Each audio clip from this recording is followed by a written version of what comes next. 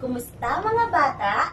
Narito muli si Teacher Glyce para ipagpatuloy ang ating pag-aaral sa iba't ibang kulay.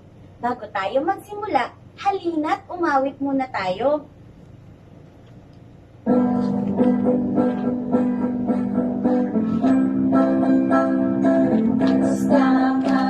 Halina't magsaya, palakpak ang kamay at sabay na ikaway.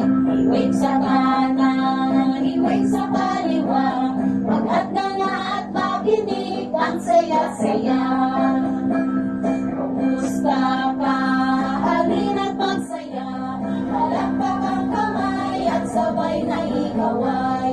Iwig sa kanan, iwig sa kaliwa, maghanda na at makinig ang saya-saya.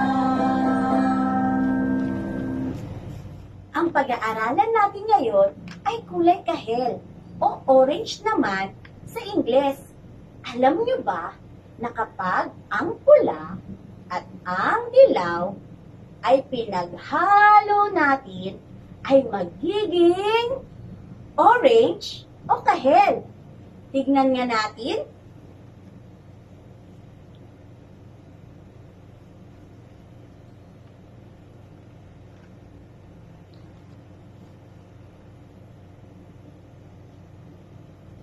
Red and yellow when mixed together, it makes color.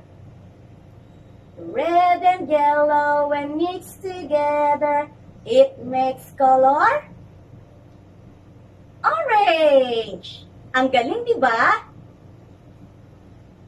Ating alamin ang mga bagay na kahel o orange.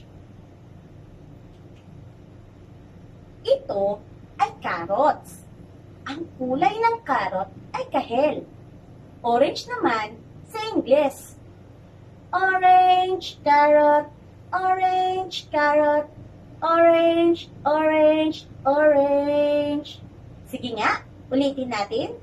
Orange, carrot, orange, carrot, orange, orange, orange. Kahel na carrot, kahel na carrot, kahel, kahel, kahel. Sabayan mo nga akong muli. Kahel na carrot, kahel na carrot, kahel, kahel, kahel. Magaling! Ang iba pang mga kulay na kahel o orange ay goldfish o isda. Ito naman ay payong o umbrella. Ito ay kulay orange o kahel. Ito naman ay alimango o crab sa Ingles. Ito ang halimbawa ng mga bagay na kahel o orange. Isa-isahin nga natin. Carrot, isda o fish, payong umbrella, alimango, crab. Mahusay! Lagi nating tatandaan, kapag ang dilaw at ang pula ay ating pinaghalo, ay magiging kahel o orange. Tayo nang kumanta.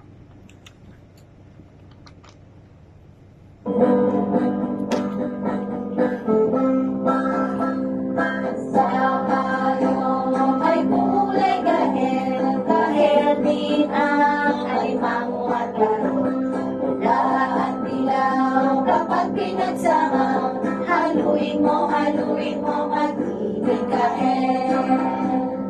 Sa payong ay kulay kahel, kahel din ang alimango at carrot. Sa baba at dilaw, kapag pinagsama, haluin mo, magiging kahel. Masayang pag-aaral sa araw na ito. Ako, si Teacher Glyce, nagsasabing maraming salamat sa pakikinig. Hanggang sa muli. Paalam!